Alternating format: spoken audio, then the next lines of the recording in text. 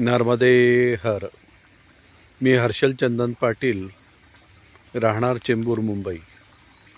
भारत भ्रमंती चॅनल ताम्हणकर दादांकडून सर्व परिक्रमावासी, सर्व यात्रेकरू आणि जे कोणी ट्रॅकिंगला, फिरायला वगैरे जातात, ह्या सर्व तमाम भारतवासी जे भारत भ्रमंतीशी जे जुळलेले आहेत, ह्या सर्वांना एक छोटंसं आव्हान करतो की आपण कुठेही जाता त्या वेळेला आपण थोडीशी फळांची बिया घेऊन जायच्या.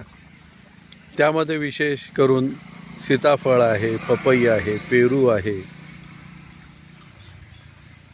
त्याच्यानंतर काकडी आहे, दुधी भोपळा आहे.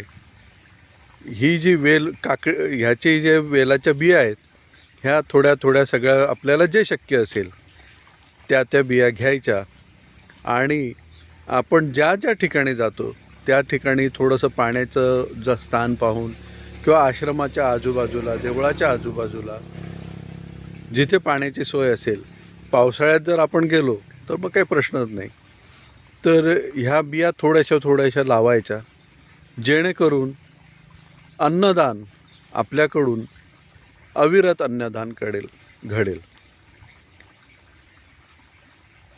अन्नदान तर घडेलच आणि सावलीसुद्धा मिळेल.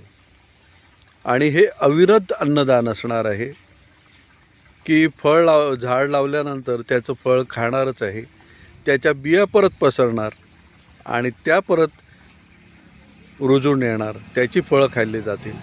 तर हे सर्व भारत भ्रमंती चॅनल आणि तमाम सर्व परिक्रमावासियांना, यात्रेकरूंना हे नम्र आव्हान जरूर स्वीकारा. हा संकल्प घ्या की आपण बीज रोपण करणार. कारण आपले जे लालबहादूर शास्त्री जे होते पंतप्रधान, यांनी नारे दिले होते, जय जवान जय किसान. आणि त्यांनी अजून एक सांगितलं होतं की रस्त्याला जी झाडं लावली जातील ती फक्त फळझाडं लावा. आज त्यावेळेला जर त्या लालबहादूर शास्त्रींचं ऐकलं असतं सर्व आत्तापर्यंतच्या सर्व कार्यकर्त्यांनी, तर आज नक्कीच आपण रस्त्याच्या कडेला भरपूर झाडं पाहिली असती आणि सर्वांना फळाचा आनंद मिळाला असता, प्रत्येक यात्रेकरू तृप्त राहिला असता.